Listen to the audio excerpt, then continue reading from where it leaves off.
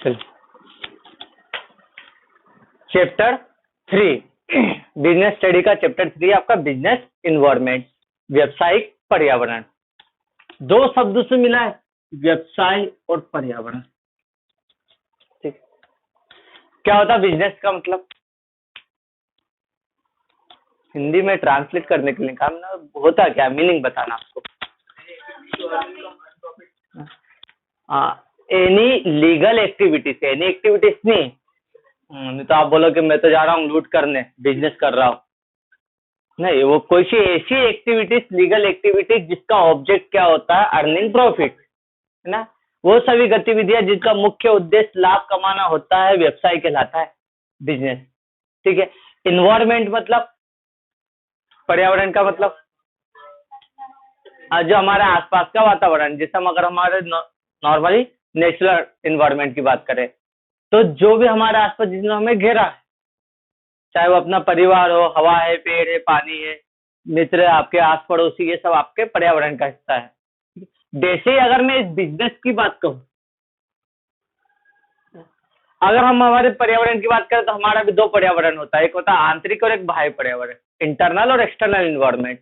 Internal जो हमारी family है, एक्सटर्नल मतलब जो बाहर के आपके। वैसे ये है बिजनेस, आपके व्यवसाय को चारों ओर से जिन लोगों ने घेरा हुआ है वो सब बिजनेस के क्या होते हैं, पर्यावरण होते हैं। मतलब बिजनेस पर्यावरण का मतलब है वो सारे एलिमेंट जिससे बिजनेस को इंटरनली और एक्सटर्नली क्या करा, सराउंडिंग में, और जिससे बिजनेस इफेक्ट होता है ना, जो आपके व्यापार पे असर भी डालता है, वो आपका बिजनेस का पर्यावरण है। ठीक है। लाइक एक बिजनेस को कौन कौन लोगों ने घेरा हुआ है। पहला मीनिंग आता है what do you mean by business environment. इसमें से अधिकतर क्या आता है, दो दो नंबर के 3 क्वेश्चन पूछता है, 6 नंबर का है, और 1 नंबर का ऑब्जेक्टिव पूछता है, 4 नंबर का है, टोटल 10 मार्क्स का। मतलब कहा जाए तो इसमें से लोग तो पूछते ही नहीं ज्यादा, 3 नंबर, 4 नंबर, 5 नंबर के क्वेश्चन आते ही नहीं। इसका मतलब ये नहीं हम शॉर्ट ही पढ़े, हम तो पूरा डिटेल में ही पढ़ेंगे। एक बार चैप्टर देखते हैं और उसके बाद शॉर्ट आंसर आप इजीली लिख सकते हो उसका। क्लियर है। तो पहला क्वेश्चन आता है what do you mean by business environment. ठीक है। वो सारे एलिमेंट जो बिजनेस को क्या करे, बिजनेस के सराउंडिंग है, और जो बिजनेस को इंटरनली और एक्सटर्नली क्या करे, इफेक्ट करते हैं, वो सारे एलिमेंट्स क्या होते हैं, बिजनेस इन्वायरमेंट। व्यवसायिक पर्यावरण से आते उन सभी घटकों से जो व्यवसाय को आंतरिक और बाह्य ओर से घेरे हुए हैं, जो व्यवसाय को प्रभावित करते हैं। ठीक है। ये हमारे व्यवसायिक पर्यावरण में आते हैं। अब बिजनेस का दो इन्वायरमेंट है, ये जो अंदर है बिजनेस के, उससे हम बोलेंगे इंटरनल, आंतरिक, और जो बिजनेस के बाहर और बाहर की ओर घेरा हुआ जिससे बिजनेस को, एक्सटर्नल।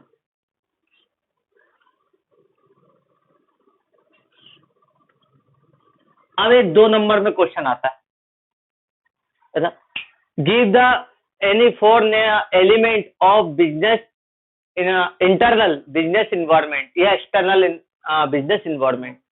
तो इनके नाम आ जाते हैं। तो अंदर क्या होता है बिजनेस के, बाहर क्या होता है, बाहर कौन कौन होते, लाइक आपके ही शॉप है। अगर मैं आपसे बोलूं कि आपका एक्सटर्नल इन्वायरमेंट बताओ, तो सबसे पहले क्या बोलोगे आप, कस्टमर। वो व्यक्ति जो बिजनेस से जुड़े हुए, जो आपकी दुकान से क्या करते हैं, सामान खरीदते हैं, ये हमारे बिजनेस का एक्सटर्नल इन्वायरमेंट है। और दूसरा पब्लिक। पब्लिक और कस्टमर में डिफरेंस है ना। देखो, कस्टमर आपको 78 में भी मिलेंगे, कस्टमर आपको राजवाड़ा पे भी मिलेंगे, लेकिन पब्लिक कहाँ पे ज्यादा है, राजवाड़ा पे। तो आपका बिजनेस ज्यादा इफेक्ट कहाँ से करता है, वहां से करता है ना। हमारा बिजनेस कहाँ पे ज्यादा अच्छा ग्रोथ कर सकता है, जहाँ पे पब्लिक ज्यादा, मतलब बिजनेस का एक ऐसा इन्वायरमेंट है जो आपके बिजनेस को सबसे ज्यादा इफेक्ट करता है। फिर कस्टमर को ही डेटर्स बोलेंगे, जो उधार खरीदेगा वो डेटर्स। लेकिन जो आपके बिजनेस में स्टॉक सप्लाई की पूर्ति करता है उसको क्या कहेंगे, सप्लायर्स, क्रेडिटर्स।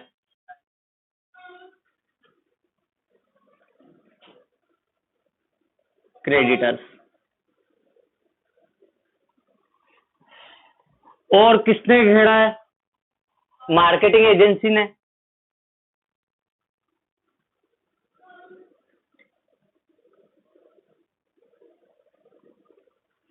मार्केटिंग सबसे ज्यादा इंपॉर्टेंट रहता है। देखो, अगर आपके सामने अगर आपके ब्रांड के अपोजिट कोई अच्छी मार्केटिंग कर रहा है तो उसका बिजनेस चलने के चांसेस ज्यादा है ना। और कॉम्पिटिटर भी, आपके कॉम्पिटिटर कौन है आपके बिजनेस के, जो आपके बिजनेस के अगेंस्ट है ना, कॉम्पिटिटर आपकी प्रतियोगी संस्था है ना। जैसे वीवो का कॉम्पिटिटर कौन है, ओप्पो। अगर उसकी मार्केटिंग अच्छी हुई है और उसने और अच्छे मॉडल्स निकाल दे कम रेट में, तो हमारा मार्केट कम होगा। मतलब वो बिजनेस हमारे लिए जुड़ा तो नहीं डायरेक्टली, इनडायरेक्टली जुड़ा है, लेकिन डायरेक्ट इफेक्ट कर रहा है ये बिजनेस के क्या कॉम्पिटिटर से।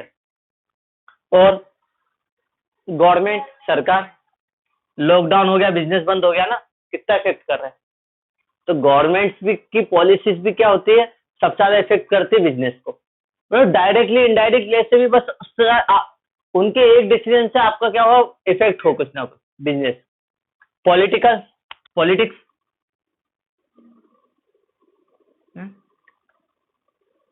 इन्वायरमेंट, राजनीति। कांग्रेस ने बोल दिया देश बंद करो एक दिन के लिए, तो एक दिन का तो आपके व्यवसाय की कमाई गई। या कोई और पार्टी बोल देती है, तो ये क्या हो जाता है, पॉलिटिकल इन्वायरमेंट। फिर और कौन सा इन्वायरमेंट है, सोशल, सामाजिक इन्वायरमेंट। आपके आसपास का समाज कैसा है। समाज मतलब ऐसा नहीं कि मैंने जैनों के एरिया में है ना नॉन वेज का रेस्टोरेंट खोल लिया तो चलेगा क्या, क्योंकि वहां का सोशल कल्चर कैसा है। अब अपने इंडिया में इंदौर का कल्चर कैसा है, यहाँ पे इंदौर में लोगों को पोहा, जलेबी, सेव नुक्ती बहुत पसंद है, ये चीजें, चटपटा खाना। जबकि आप लाइक मैं यूपी गया था, तो यूपी में वहां पे लोग मीठा बहुत खाते हैं, जरूरत से ज्यादा हर चीज में। उधर समोसे में भी चाशनी डलवा लेते हैं, गुलाब जामुन की इतने, हाँ, मीठे समोसे, चाशनी, 5-5 रुपए में इतने मोटे गुलाब जामुन। अपन देखा अपने यहाँ के आलू बड़े छोटे लगे उनके गुलाब जामुन के सामने। बहुत सारी चीजें, मतलब हर चीज में मीठा खाना उनको, ठीक है। तो बहुत ज्यादा वो मीठा खाते हैं। आप पंजाब में चली जाओ, वहां पे राजमा चावल बहुत खाते हैं। अपने यहाँ पे बहुत सारों को राजमा ही नहीं पता है। अपने यहाँ पे दाल चावल चलते, वहां पे राजमा चावल चलते है ना। वही आप चेन्नई चले जाओ तो इडली, डोसा, सांवर। और रोटी गई थी, एक रोटी मेरे को 35 से 40 रुपए की पड़ी थी वहां पे, वो भी मैदा और आटे की रोटी मिक्स।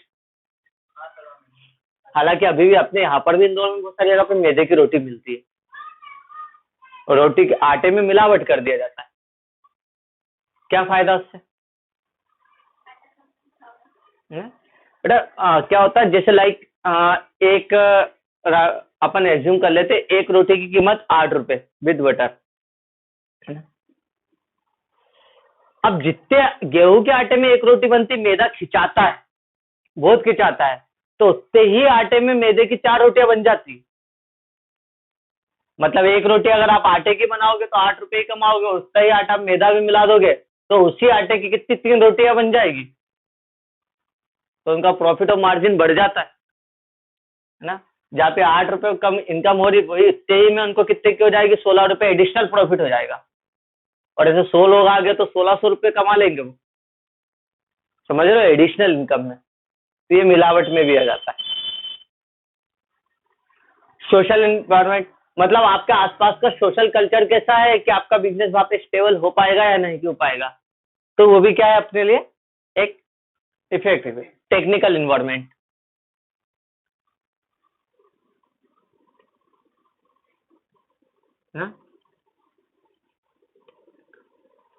टेक्निकल इन्वायरमेंट आपका तकनीकी, ठीक, बहुत इफेक्ट करता है टेक्निकल इन्वायरमेंट। कैसे इफेक्ट करेगा, कोई नई मशीन आ गई, कुछ टेक्निक आ गई है, कुछ नया इन्वेंशन आ गया, ठीक है, जिसके कारण देखो टेक्निकल इन्वायरमेंट में लाइक एग्जांपल ले लेते जियो का, है ना, सबसे ज्यादा इफेक्ट करता है।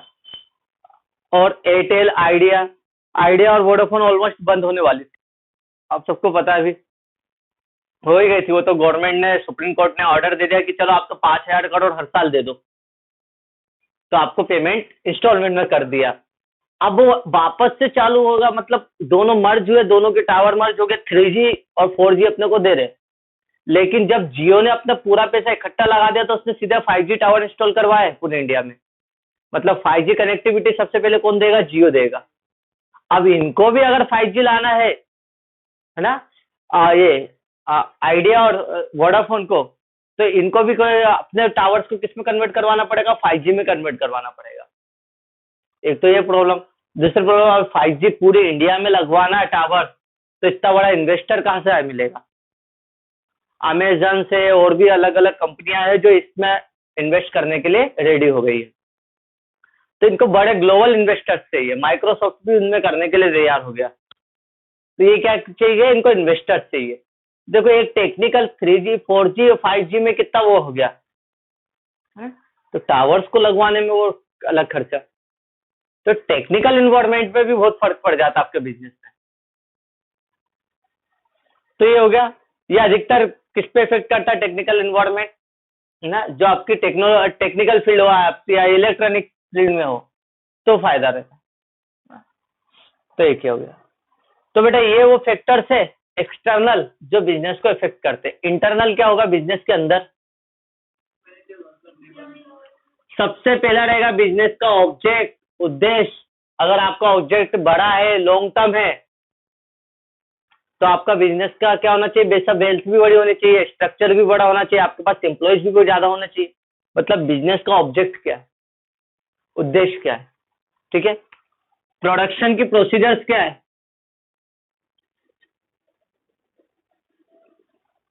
आपकी उत्पादन प्रक्रिया क्या है बिजनेस की? प्रोडक्शन हाथ से हो रहा है, मशीनों से हो रहा है, बड़ी मशीनों से हो रहा है? देखो सोने बनाने का काम और रुई से गद्दे बनाने का काम, दोनों में अंतर है। अब बोले रुई से गद्दे बनाने का काम क्या है? ये तो बहुत बड़ा काम है, लेकिन महंगा सोना है। सोना क्या है? ज्यादा महंगा है, तो बारीकी से काम उसका होता है। तो ध्यान रखो दोनों की प्रोडक्शन प्रोसीजर पे डिफरेंस रहता है। तो प्रोडक्शन प्रोसीजर कैसी है? बड़ी मशीनों से काम हो रहा है, हाथ से काम हो रहा है, लाइट मशीनों से काम हो रहा है, ठीक है।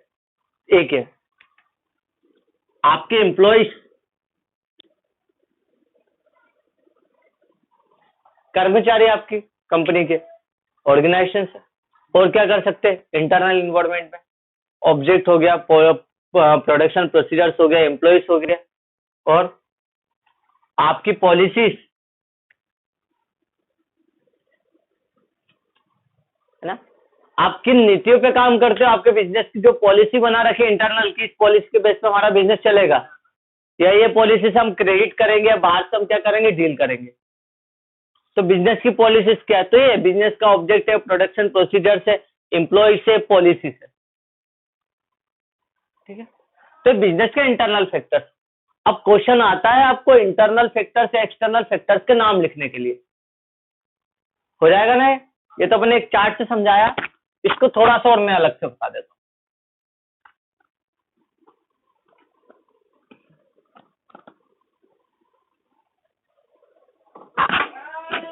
बिजनेस इन्वायरमेंट दो है।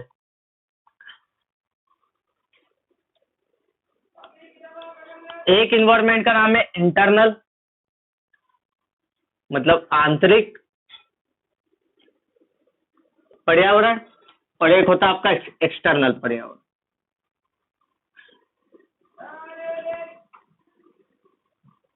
इन्वायरमेंट बाह्य पर्यावरण। थोड़ा सा इसमें मेरे को और अपडेट करना पड़ रहा है। देखो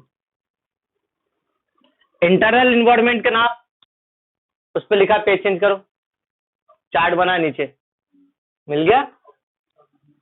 क्या है? ऑब्जेक्टिव्स ऑफ बिजनेस, बिजनेस का उद्देश्य क्या है ना। बिजनेस की पॉलिसी, नीतियां क्या है, ठीक है। बिजनेस और प्रोसीजर, है ना। उत्पादन की प्रक्रिया कैसी है,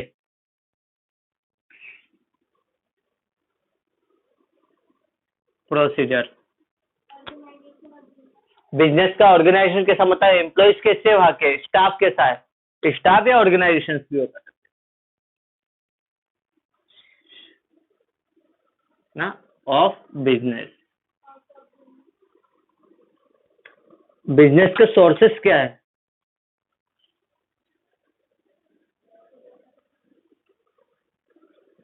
इनकम के सोर्स कैसे है, फंड कहाँ से आएगा, ये बहुत सारे सोर्सेस मिल जाएंगे बिजनेस। अब प्रोडक्शन की कैपेसिटी कितनी कैपेसिटी प्रोडक्शन कर सकता है वो। बल्ब में प्रोडक्शन कर रहा है, आपके प्रोडक्शन कैसे चल रहा है, 24 आवर्स चल रहा है। कुछ ऐसी कंपनियां हैं जहाँ पे 24 घंटे प्रोडक्शन चलता है ना, डे नाइट दोनों शिफ्ट चलती है। तो ये प्रोसीजर है। इसके बाद देखो एक्सटर्नल में दो होते, एक होता है स्पेशल फैक्टर और एक होता है जर्नल। समझाना बेटा बुक में नहीं लिखा होगा, इसलिए मैंने आपको बता।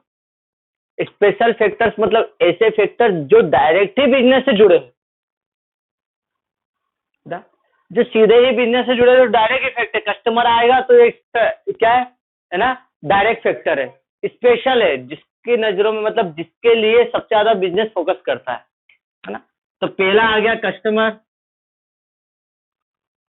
दूसरा आ गया पब्लिक, है ना, पब्लिक, फिर सप्लायर, आपका कॉम्पिटिटर और मार्केटिंग एजेंसीज और 5 है ना। देखो ये पांचों ऐसे फैक्टर है जो बिजनेस से सीधे जुड़े रहते हैं, है ना, सीधा। अगर आपकी दुकान के सामने एक दुकान और खुल गई, मतलब कॉम्पिटिटर है, ऐसा कॉम्पिटिटर है जिसके कारण सीधा आपके बिजनेस इफेक्ट हो रहा है ना। मार्केटिंग एजेंसी, मार्केटिंग कैसी हो रही, किस लेवल पे हो रही, वो सीधे इफेक्ट कर दे आपके बिजनेस को ना। पब्लिक जहाँ पे ज्यादा बिजनेस डायरेक्ट इफेक्ट होगा कस्टमर से, है ना, सप्लायर है। कई बार सप्लायर्स की बहुत प्रॉब्लम होती है। इस बार सबसे ज्यादा सप्लायर की क्या प्रॉब्लम होगी, सोयाबीन की। बारिश ज्यादा हो जाने के कारण क्या हुआ, सोयाबीन बहुत सारों का नष्ट हो गया, खराब हो गया, तो फसल में कुछ बचा नहीं। अब सोयाबीन के तेल से, क्योंकि अपना एमपी में सोयाबीन का तेल ही खाया जाता है, मतलब का यूज किया जाता है ना। तो ये सोयाबीन अब मिलेगा कहाँ से, किसान ने तो हो नहीं पाएगा। अब जो पुराना स्टॉक रखा है वही स्टॉक को सेल आउट करेंगे कंपनियां, प्राइस बढ़ेंगे, तेल के प्राइस भी बढ़ेंगे कर ना। तो उसके सप्लायर्स नहीं मिलेंगे कंपनी को, है नहीं ना सप्लायर्स, क्योंकि फसल हुई नहीं अच्छे से। जनरल मतलब ऐसे फैक्टर्स जो बिजनेस से डायरेक्ट तो ना जुड़े, लेकिन कहीं ना कहीं बिजनेस को क्या करते हैं, इफेक्ट करते हैं। ये बहुत कम करते हैं, जैसे गवर्नमेंट, लॉकडाउन बार बार नहीं होता है, गवर्नमेंट, है ना, पॉलिटिकल इन्वायरमेंट, फिर आपका सोशल इन्वायरमेंट, फिर टेक्निकल इन्वायरमेंट, क्या हो रहा है? हाँ लीगल, गवर्नमेंट में जाएगा, लीगल इन्वायरमेंट भी बोल सकते हैं। ये ऐसे इन्वायरमेंट है जो बिजनेस को इफेक्ट तो करते हैं लेकिन बहुत कम करते हैं, है ना, इनडायरेक्टली इफेक्ट करते हैं, है ना। करते तो फिर अचानक बहुत बड़े लेवल पे ही करेंगे, लेकिन मोस्टली एक्टिव फैक्टर से रहते हैं। तो ये बिजनेस के क्या इन्वायरमेंट है। डेफिनेटली बेटा कहीं ना कहीं आपको ऑब्जेक्टिव में आएगा, कैसे ना पर मिलेगा जरूर। ठीक, आप पहले इसको नोट कर लो, या तो लिखा है उसमें, तो पहले आपकी कॉपी में है ना, देख लो उस पर सेम लिखा ना, आप टिक लगा लेना तो आपको पता चल जाएगा। बताओ कॉपी बुक है,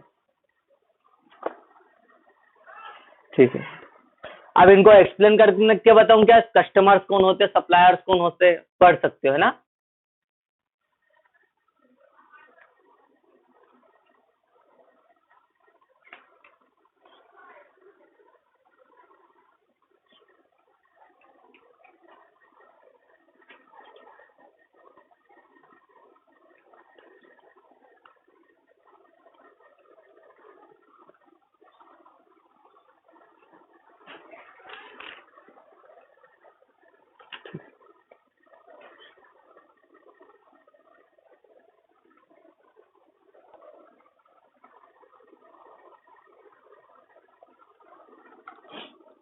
चलो एक चीज और देख लेते, डायमेंशन। रफ कर दो ना इसको।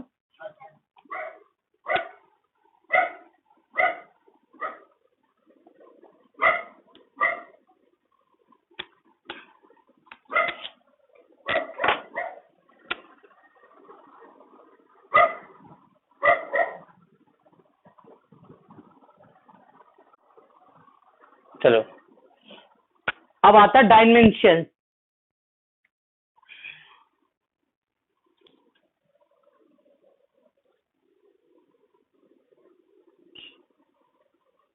डायमेंशन का हिंदी में मतलब क्या होता है?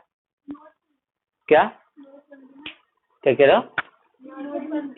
नोटबंदी को बोलते हैं डिमोनिटाइजेशन, है ना? डायमेंशंस की बात कर रहे हैं ना।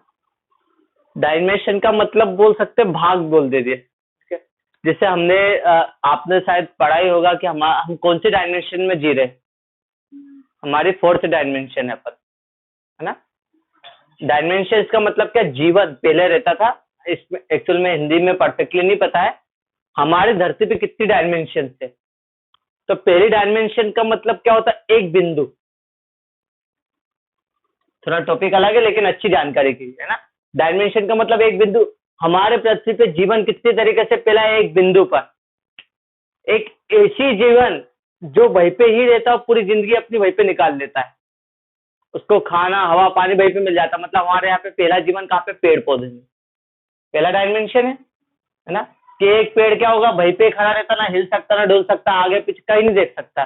मतलब वो इस बिंदु से शुरुआत होती है। फिर इस बिंदु से क्या आगे चढ़ता तो यहाँ पे आ जाती है अपनी सेकंड डायमेंशन।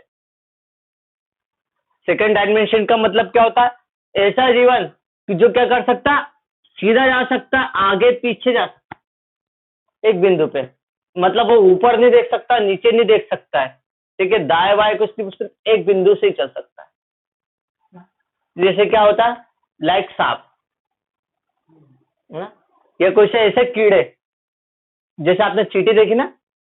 चींटी कभी ऊपर नहीं देखती, नीचे नहीं देखती, इधर उधर नहीं देखती, वो एक बिंदु पे चलती है। मतलब वो फ्रीक्वेंसी में आती है सेकंड डायमेंशन में। थर्ड डायमेंशन में आ जाते हैं ऐसा जीवन जो किसी भी दिशा में मुड़ सकता, मतलब नीचे के नीचे, सीधे आड़े, मतलब किसी भी फ्लो में मुड़ सकता है। तो ये हो जाता है कौन सी? Third dimension. और फोर्थ डायमेंशन का मतलब अपर, ऐसे इंसान जो नीचे ऊपर आगे पीछे सब जगह देख सकते हैं, है ना? हो सकता है थर्ड डायमेंशन पर सांप या कछुए को या मगरमच्छ को, इनको देख सकते हैं अपन। देख सकते हैं ना मगरमच्छ को। ये हो गया फोर्थ डायमेंशन का मतलब क्या हो जाता है? जो सब जगह देख सकते हैं, है ना? 360 में रहते हैं, तो वो हो जाएगा फोर्थ डायमेंशन। वैसे ही बिजनेस की भी दो डायमेंशन है। पहली डायमेंशन का नाम है इकोनॉमिकल।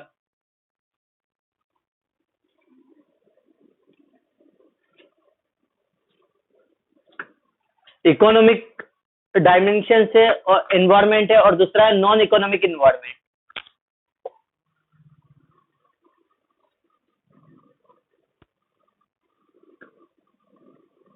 एनवायरमेंट, ठीक है?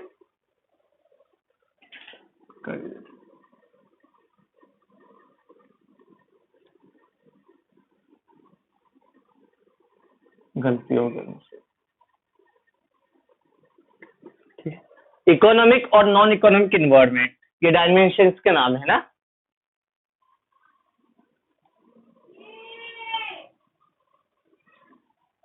इकोनॉमिक का मतलब क्या होता है? इकोनॉमिक एक्टिविटीज मैंने लास्ट ईयर बताया था शायद आपको, बीएस में था आपको।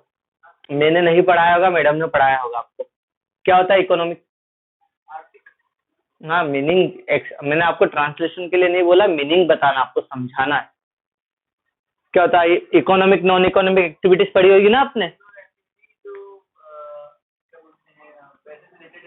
हम्म।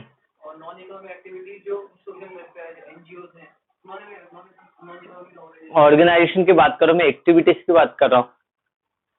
क्या रखो? इकोनॉमिक्स का मतलब होता है आर्थिक, वो सारी गतिविधियां जो आपने क्या करी, पैसे कमाने के उद्देश्य से करी, जिसका मेन ऑब्जेक्ट क्या होता है? अर्निंग, है? प्रॉफिट नहीं बोल सकते, है ना? Money, earning money. तो वो सारी एक्टिविटीज क्या होती? इकोनॉमिक एक्टिविटीज होती है। और नॉन इकोनॉमिक एक्टिविटीज मतलब ऐसी एक्टिविटीज जिसका ऑब्जेक्ट अर्निंग मनी, अर्निंग नहीं होता है, मतलब पैसा कमाना उद्देश्य नहीं। आप सुबह उठे, चाय पी, नहाए धोए, ये कौन सी एक्टिविटीज होगी? नॉन इकोनॉमिक ना। और आप जैसे ऑफिस गए और ऑफिस से बैठे और आपने अपना काम चालू करा, वो कौन सी एक्टिविटीज चालू हो गई? Economics activities. मैं अभी आपको पढ़ा रहा हूँ, ये मेरे लिए इकोनॉमिक्स एक्टिविटीज थी, क्योंकि जो कुछ बोल रहा हूँ, जो कुछ आपके लिए कर रहा हूँ, वो अर्निंग मतलब मनी अर्निंग के ऑब्जेक्ट से कर रहा हूँ, ठीक है। और अब आप इसके बाद में घर पे कुछ भी करो तो वो कौन सी एक्टिविटी से रहेगी, नॉन इकोनॉमिक एक्टिविटी, ठीक है। बेसिक दो इन्वायरमेंट, वो इन्वायरमेंट जिसका रिलेशन किससे होता है, अर्निंग से जुड़ा होता है, इकोनॉमिक एक्टिव इन्वायरमेंट होता है। और बिजनेस का वो इन्वायरमेंट जिसका ऑब्जेक्ट क्या होता है, अर्निंग, मतलब मनी अर्निंग नहीं होता, नॉन इकोनॉमिक एक्टिविटी इन्वायरमेंट आ जाएगा। अब कौन कौन से रहेंगे, सबसे पहले आ गया इकोसिस्टम, इकोनॉमिक्स पॉलिसी और इकोनॉमिक कंडीशन।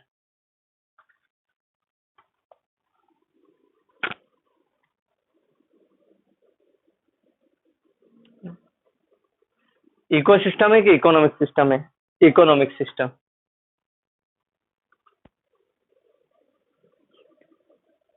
फिर दूसरा क्या है बेटा,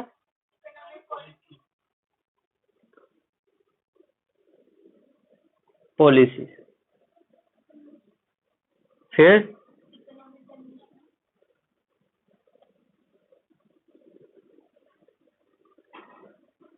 कंडीशन, ये तीन है ना। पहले अपन देखते हैं इकोनॉमिक सिस्टम में क्या है। ये अपने देश की बात कर रहे हैं, कोई भी बिजनेस अगर स्टेबल होता तो हर देश की इकोनॉमिक सिस्टम अलग होता है, जो आपके बिजनेस को बहुत इफेक्ट करता है। तीन तरीके के इकोनॉमिक सिस्टम होते हैं, कैपिटलाइज,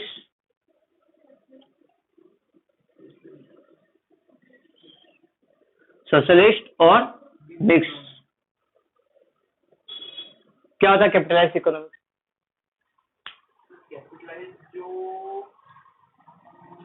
कंट्री के जो लोग हैं खुद ही उससे कंट्रोल कर रहे हैं, जैसे हाँ सऊदी अरेबिया, इराक, देखो, मतलब जहाँ पे बिजनेस किसके हाथों में रहता है, निजी हाथों में रहता है? उस देश में जितने भी बिजनेस एक्टिविटीज है वो कौन कर रही, गवर्नमेंट ना करते हुए प्राइवेट सेक्टर ही कर रहा है। अब हमारे यहाँ पे क्या काम कर रहे, दोनों ही काम करते हैं, प्राइवेट और गवर्नमेंट दोनों करते हैं। तो कुछ अपने देश, कुछ ऐसी कंट्रियां है जो क्या है, पैसे से फाइनेंशियली बहुत सक्षम है। वहां पर हर एक आदमी क्या कर सकता है, खुद का बिजनेस चला सकता है, खुद के कैपिटल लगा सकता है। मतलब ऐसा ही इकोनॉमिक सिस्टम क्या होता है, कैपिटलाइज सिस्टम होता है। कुछ ऐसी कंट्रीज है जो बहुत ज्यादा अमीर है, लाइक यूएसए, वहां पे गवर्नमेंट कोई बिजनेस नहीं करती ना। दुबई है, वहां पे भी गवर्नमेंट कोई बिजनेस करती है, ये क्या करती है, गवर्नमेंट केवल अब कंट्रोलिंग करती है ना। वहां का सिस्टम कंट्रोल करती है। सिस्टम कंट्रोल क्या, हमारे यहाँ की पुलिस अच्छी हो, हमारे यहाँ का क्या हो, इन्वायरमेंट अच्छा हो, प्रोटेक्शन अच्छा हो, सर्विस अच्छी हो सके, टैक्स प्रोसीजर, ये सारी चीज डेवलपमेंट का काम वो करती रहेगी। मतलब और कुछ ऐसे देश होंगे जहाँ पे पूरा बिजनेस कौन संभालते, निजी हाथों में, कैपिटलाइज सिस्टम। सोशलाइज्ड कुछ ऐसे गरीब देश होते हैं जहाँ पे लोगों के पास पैसा ही नहीं, उनके लिए खाने रहने के लिए कुछ जगह ही नहीं है, मतलब बहुत सी प्रॉब्लम्स उनको फेस करनी रहती है। तो वहां पे संभालती कौन देश को, गवर्नमेंट संभालती। अब देख लो, लाइक बांग्लादेश है, भूटान है, नेपाल है, ऐसे देश है कि हर इंसान के पास, वहां पे लोगों के पास पैसा नहीं है। तो वहां की गवर्नमेंट कुछ ना कुछ मदद करने की कोशिश करती है, कैसे कि बाहर के दूसरी कंट्री से कुछ ग्रांट्स मिलती है, तो उस ग्रांट के बेस पे क्या करते हैं, जिंदा रहते हैं। अब बांग्लादेश भारत से ऐसा जुड़ा हुआ है कि बांग्लादेश के अधिकतर का 90% उनका सर्वाइवल किसके ऊपर डिपेंड रहता है, अपने देश के ऊपर रहता है। ठीक है। और मिक्स इकोनॉमिक्स मतलब ऐसी इकोनॉमिक्स है जिसमें प्राइवेट सेक्टर और पब्लिक सेक्टर दोनों का इन्वॉल्वमेंट होता है। और भारत और पाकिस्तान में मिक्स इकोनॉमिक्स को अपनाया गया है। देखो, भारत में क्या है, प्राइवेट टेलीकॉम भी है, गवर्नमेंट भी है ना। प्राइवेट बस भी चलती, गवर्नमेंट बस भी चलती है ना। प्राइवेट बिजनेस मतलब बिजनेस प्राइवेट भी है, वो सारे गवर्नमेंट भी है। मतलब यहाँ पर गवर्नमेंट भी क्या करे, अपने यहाँ की इकोनॉमिक्स को चलाने में मदद कर रही है। ऐसी इकोनॉमिक्स कहलाती मिक्स इकोनॉमिक्स। समझे ना बेटा, ठीक है। कैपिटलाइज्ड इकोनॉमिक्स जहाँ पे क्या कर रहा है, बिजनेस को कौन कंट्रोल कर रहे हैं, हाँ, प्राइवेट सेक्टर। इसको जहाँ पे गवर्नमेंट सेक्टर कर रहे हैं, और जहाँ पे दोनों का इन्वॉल्वमेंट होता है वही मिक्स इकोनॉमिक्स होती है। इकोनॉमिक्स पॉलिसी, हमारे देश की पॉलिसी से अलग रहती है ना। जीएसटी अप्लाई कर दिया है, ठीक है। और क्या करा है, जीएसटी के साथ साथ और भी अदर लीगल फॉर्मेलिटीज है, ठीक है। अभी हम पढ़ेंगे पार्टनरशिप क्या होती है, कंपनीज क्या होती है, सोल प्रोप्राइटर्स आपने 11th में पढ़ा होगा, है ना, जॉइंट वेंचर्स, ठीक है। तो इन सबके लिए अलग अलग रूल्स एंड रेगुलेशंस है जो बिजनेस चलाने के में इम्पोर्टेंट होता है। तो इस देश को चलाने के लिए जो इकोनॉमिक सिस्टम है वो किस पॉलिसीज पे वर्क करेगा? पहले हमारे देश में लगता था service tax, VAT, CST, value added tax लगता था, सेंट्रल सेल्स टैक्स लगता था, जीएसटी लगता था, कस्टम, एक्साइज, इस तरीके से बहुत सारे टैक्स लगते थे, है ना। तो इन सब टैक्स को हटा के अब एक इंट्रोड्यूस कर दिया है, वो क्या है? GST, goods and service tax. Custom duty अभी वैसी है, बाकी इन मोस्टली टैक्सेस को हटा दिया गया है। तो इकोनॉमिक्स पॉलिसीज कैसी है? इसके बाद इकोनॉमिक कंडीशन कैसी है, हमारे देश में रोजगार के अवसर कैसे है ना, अर्थव्यवस्था कैसी है हमारे देश की, ये हमारी इकोनॉमिक कंडीशन होती है ना। आर्थिक दशा कैसी है? पाकिस्तान की आर्थिक दशा बहुत बिगड़ी हुई है, बांग्लादेश की बिगड़ी हुई है, श्रीलंका की, लेकिन भारत की आर्थिक दशा ठीक है।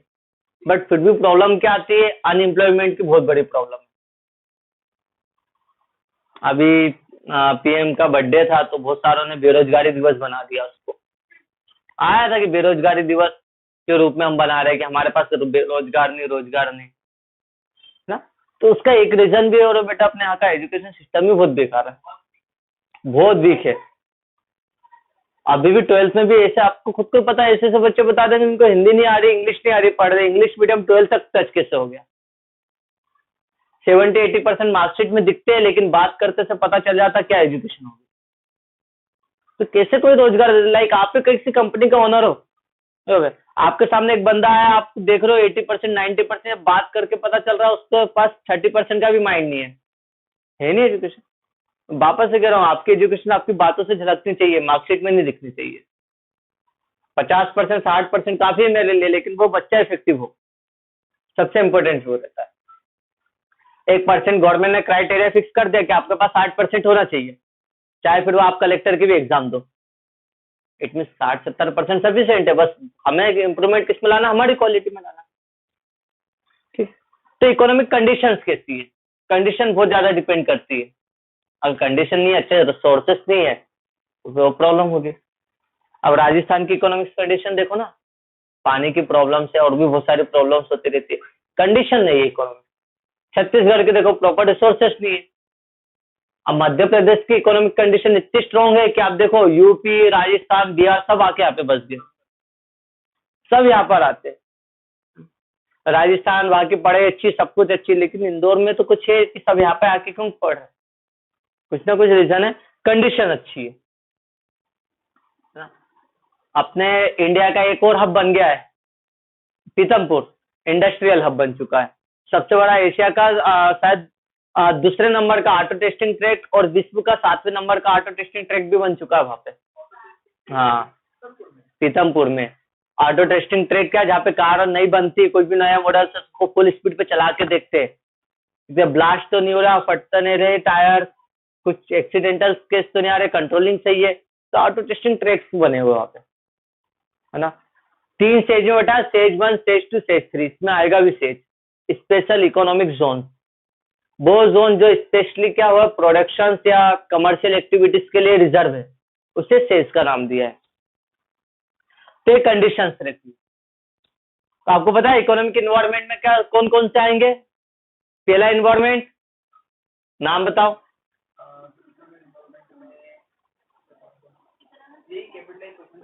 है ना, एक इकोनॉमिक सिस्टम, है ना, इकोनॉमिक्स पॉलिसी, इकोनॉमिक्स कंडीशन।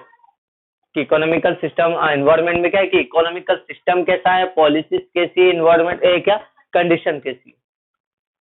अब देखते हैं नॉन इकोनॉमिकल, ऐसा एनवायरनमेंट जो बिजनेस से जुड़ा तो है लेकिन इकोनॉमिक्स एक्टिविटीज को कंट्रोल नहीं करता ज्यादा। ये दे दिया पॉलिटिकल इन्वायरमेंट, सोशल इन्वायरमेंट, है ना, लीगल इन्वायरमेंट और टेक्नोलॉजिकल इन्वायरमेंट। ये वो इन्वायरमेंट क्या है, नॉन इकोनॉमिकल इन्वायरमेंट है। खाली नाम आपको पता होना चाहिए बस, बाकी ये इन्वायरमेंट के बारे में पता होना चाहिए, कैपिटलाइज्ड, सोशलाइज्ड और मिक्स इकोनॉमिक। फिर इसके बाद एक अच्छा क्वेश्चन चालू हो जाता है, डीमोनेटाइजेशन, नोटबंदी क्या है।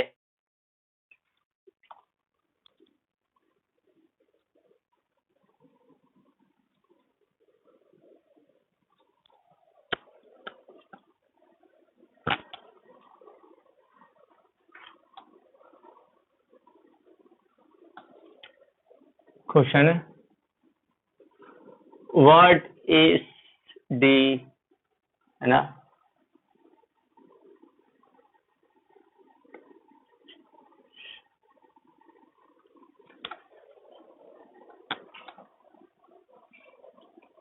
बस इतना ही ना। व्हाट इज डीमोनेटाइजेशन, हिंदी में नोटबंदी क्या है। अब हिंदी मीडियम की भी प्रॉब्लम है कि हाँ क्या है वो तो पता है, लेकिन कैसे लिखना वो नहीं पता रहता है। इंग्लिश में क्या है डिमोनेटाइजेशन,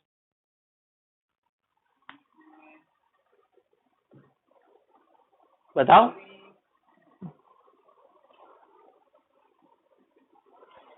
जो भी ब्लैक मनी रहती है, ब्लैक मनी को नोटबंदी करते क्या? मोदी जी ने खाली 1000 के ब्लैक नोट को ही बंद करा होगा फिर, हाँ?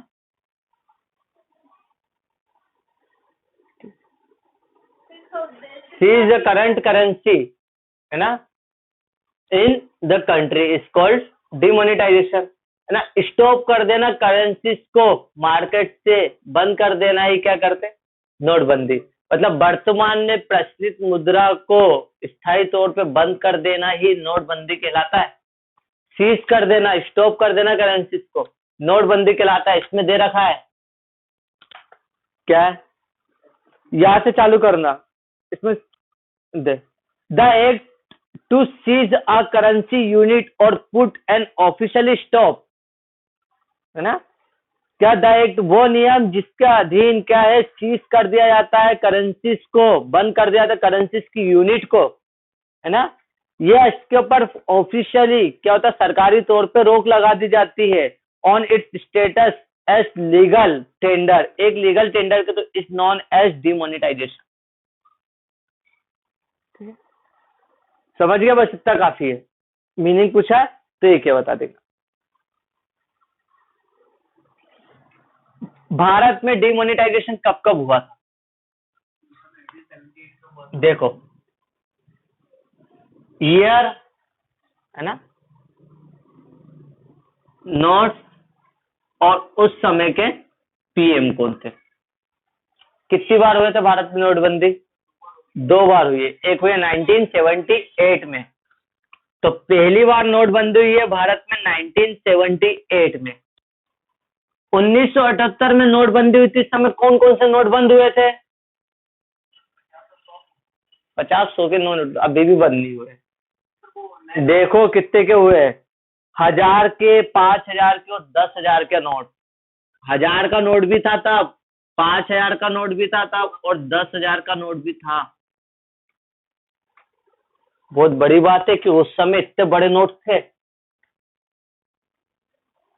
1978 में एक घर का खर्चा मुश्किल से 10 या 20 रुपए आता था, तो जिसके पास 1000 का नोट है उससे कितनी बड़ी तादाद में एक कागज के रूप में उसने पैसा जमा ले छुपा दिया होगा, और पूरी संपत्ति 10,000 के रूप में छुपा दी होगी। कितना आसान था, इन नोट को बंद करना ही था, क्योंकि बड़ी, आप ब्लैक मनी को बड़ी तादाद में छोटे सी लेवल पे आप स्टोर कर सकते हो। कैसे, अब किसी के पास क्या होगा, 1,00,000 रुपए होगा, मतलब बहुत बड़ा अमीर आदमी हो जाता होगा, वो क्या करेगा, 10,000 के नोट को बांधेगा, डब्बे में रखेगा, खड्डा खोद के अंदर रख देगा, इजीली स्टोर कर। और अब देखो अगर आपके पास 1 करोड़ भी होगा तो वो आपके पास कैश में होगा, कितने बड़े इसमें हो जाएगा, एक सूटकेस तो भरा जाएगा। जब से हाँ, आजादी के बाद से चल रहे थे, मतलब वही चल रहे थे, तो 1978 में इसको स्टॉप कराया। उस समय कौन थे पीएम, मोरारजी देसाई। मोरारजी देसाई, ठीक है, मोरारजी देसाई पीएम थे। और इस बार बंद हुए, आप सब जिंदा थे, हम देखने ही वाले थे, है ना। अच्छी बात है, मोदी जी ने ये तो दिखा दिया, ये क्या, उन्होंने सब कुछ दिखा दिया। कब हुआ था, नवंबर में हुआ था ना, 8 नवंबर, 8 नवंबर 2016-14 में नहीं हुआ था ना। कौन कौन से नोट बंद हुए थे याद है, देखे है ना, 500 और 1000 के, पीएम नरेंद्र मोदी जी।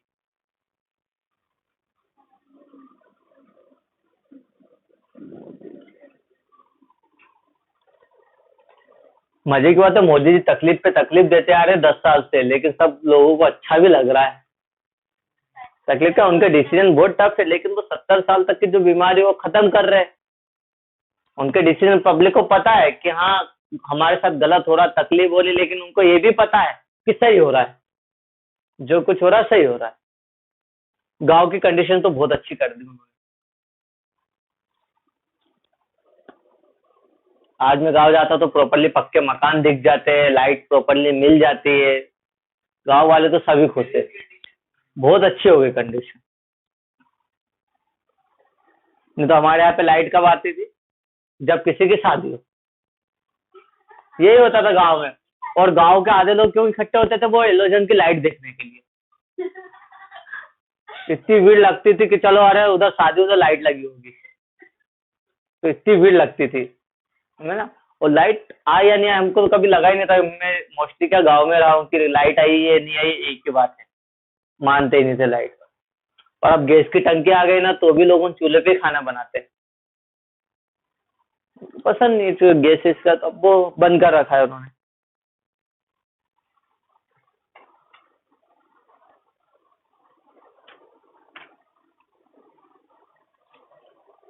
ठीक है भैया, तो आपको पता क्वेश्चन आ सकता है, what is demonetisation and where, है ना, ये कब हुआ था? तो आपको बताना है डिमोनेटाइजेशन का मीनिंग और ये कब हुआ था वो बताना है। 2 चीजें हो जाएगी।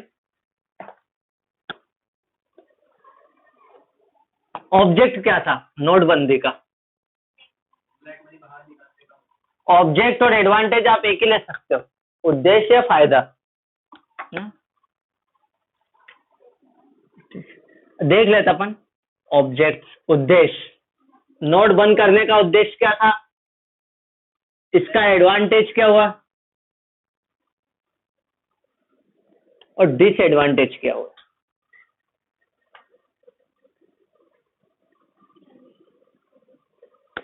अब दोनों माइंड से सोचो।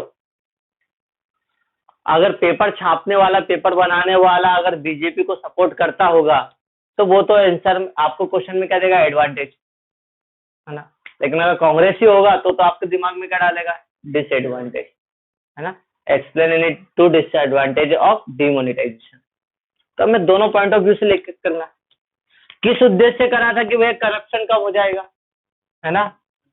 ये सबसे पहला रीजन था ब्लैक मनी को ट्रेस करने के लिए, काले धन के लिए, है ना, करप्शन को कम करने के लिए, है ना। और किसके लिए हो सकता है? हाँ, फेक नोट्स, नकली नोट्स को स्टॉप करने। बहुत आ चुके थे 1000-500 के नोट और इजीली ट्रेस नहीं हो पा रहे थे, तो फेक नोट्स के लिए भी ऑब्जेक्ट से करा था। और क्या कर सकते हैं इसमें, टेररिज्म, टेररिस्ट एक्टिविटीज के लिए, आतंकवादी गतिविधियों के लिए।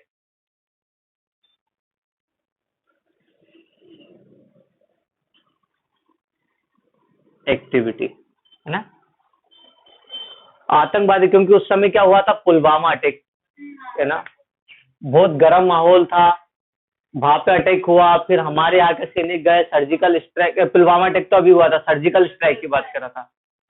तो फिर अपने यहाँ के गए, वहां पर बाहर के आए, फिर माहौल इतना गर्म। तो देखो टेररिस्ट अधिकतर क्या होगा, एक्टिविटीज क्या करेगा, ब्लैक मनी में करेगा। जब भी कोई बम धमाके और कुछ भी होते हैं, जो स्लीपर सेल्स आ रहे हैं, जो सुसाइड बॉम्बर्स मिलते हैं, तो उनको क्या करते हैं, वो कैश भी पेमेंट करते हैं। अब ऐसा तो नहीं कि उधर बम लगा के तेरे खाते में 10 लाख डाल दूंगा, वो तो करेंगे नहीं। तो एक्टिविटीज क्या होती है, ब्लैक मनी में होती है। तो अगर टेररिस्ट एक्टिविटी रोकना था तो सबसे है कि जितने भी जिनको केस दिया होगा सुसाइडल बॉम्बर्स को या टेररिस्ट ने, तो वो सब केस को क्या कर दो, एकदम जीरो कर दो। कब केस हो पाएगा, जब नोट ही बंद कर देते, तो सबसे बड़े नोट में ही करेंगे। 500-1000 का नोट थे तो इसमें करा था इन्होंने। तो ये भी क्या हो गया, टेररिस्ट एक्टिविटीज भी एक तरीके से रुक गई थी। तो एक था एडवांटेज, क्या हो, ये एडवांटेज हुआ, हाँ? यही बता सकते हैं आप कि ब्लैक मनी को ट्रेस करने में इजी रहा है ना। फेक नोट्स को आपने बंद कर दिया, ठीक है, टेररिस्ट एक्टिविटीज कम हो गई है ना, करप्शन पे भी रोक लगी है। तो ये हो गया। डिसएडवांटेज क्या हुआ, लोगों के पास लिक्विडिटी खत्म हो गई थी, पैसा ही नहीं था ना उस समय, 2-2 हजार रुपए के लिए तो बैंक के लिए लाइन लगे थे हम, है ना, तो लिक्विडिटी की प्रॉब्लम हुई थी।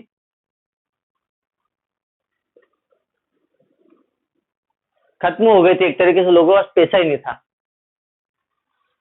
तो एक तो पहली प्रॉब्लम थी लिक्विडिटी की, और क्या प्रॉब्लम थी, ट्रांसपोर्टेशन एरिया को बहुत प्रॉब्लम हुआ, है ना, टूरिज्म्स को, है ना। और क्या टूरिज्म्स के बाद जीडीपी भी गिरी थी।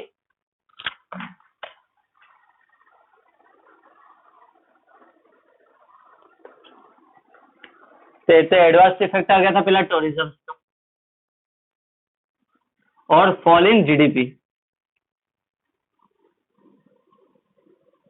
हमारे देश की जीडीपी भी गिर गई थी। 3 ही दे रखा है इसमें। लिखा हुआ साथ में 1 और 2 5 रुपए के नोट भी बंद हुए थे उस टाइम पे। हाँ देख लेते ना, अदर इन्फॉर्मेशन भी थी। 1 2 और 5 रुपए नोट बंद कर दिए। पूरा पढ़ो उसको, अधूरी बात मत पढ़ो। क्या लिखा, other information in present time archive notes of 10, 20, 50, 100, 200, 500 and 2000 are issued in India. The, है ना, फर्दर इश्यू ऑफ नोट, ठीक है, 1 के 2 के और 5 के नोट भी स्टॉप हो गए थे। And coins for the same are in circulation, उसकी जगह 1, 2 और 5 के नोट को स्टॉप करके ये निकाल दिए। अरे तो पहले ही बंद कर दिए थे वैसे बीच में, क्योंकि सेंट्रल केंद्रीय बैंक है जो आपका RBI, reserve bank of India, वो 1 और 2, 5 के इनको नहीं छापता था ना। 1, 2, 1 के नोट, 2 के नोट, 5 के नोट को आरबीआई नहीं छापता है, जहां तक मुझे पता है। आता है वित्तीय लोकपाल 5 रुपए तक के नोट करेंसीज को छापने का काम करते हैं। पढ़ लेना एक बार, कंफर्म नहीं, लेकिन सुना है मैंने क्या गवर्नमेंट कॉम्पिटिटिव एग्जाम्स में कि 5 रुपए तक के नोट्स को वित्तीय लोकपाल छापता है, बाकी सेंट्रल गवर्नमेंट आरबीआई, है ना, सेंट्रल बैंक बड़े नोट्स को ही छापती है।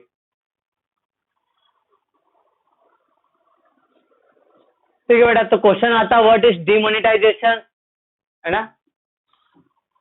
Explain any 2 object of demonetisation, 2 उद्देश्य बताना, या एडवांटेज आ सकते 2, या डिसएडवांटेज आ सकते।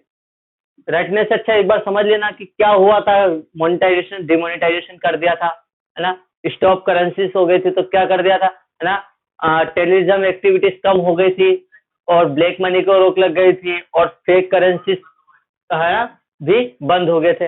ये कर सकते। नेगेटिव इफेक्ट क्या होता है, लिक्विडिटी लोगों के पास खत्म हो गई थी, है ना, टूरिज्म एक्टिविटीज में भी प्रॉब्लम आई थी, और हमारे देश की जीडीपी भी कम हो गई थी। ये बता सकते हैं। तो आज अपन ने कौन कौन से क्वेश्चन पढ़े। सबसे पहला, व्हाट इज बिजनेस एनवायरनमेंट, व्यावसायिक पर्यावरण क्या है, ठीक है, इसके इंटरनल और एक्सटर्नल एलिमेंट्स, आंतरिक और बाह्य घटक, ठीक है। फिर इसके बाद हमने पढ़ा था dimensions, economical environment, non economical environment, ठीक है, दोनों के बारे में पढ़ा था। फिर इकोनॉमिक सिस्टम में पढ़ा था हमने क्या, कैपिटलाइज, सोशलिस्ट और मिक्स इकोनॉमिक्स के बारे में पढ़ा था। नॉन इकोनॉमिकल एनवायरनमेंट में भी देख लिया था। इसके बाद हमने पढ़ा था डिमोनेटाइजेशन के बारे में। क्लियर है। तो बेटा यहाँ तक अपन देखते हैं, फिर बाकी कल करेंगे इनको कल।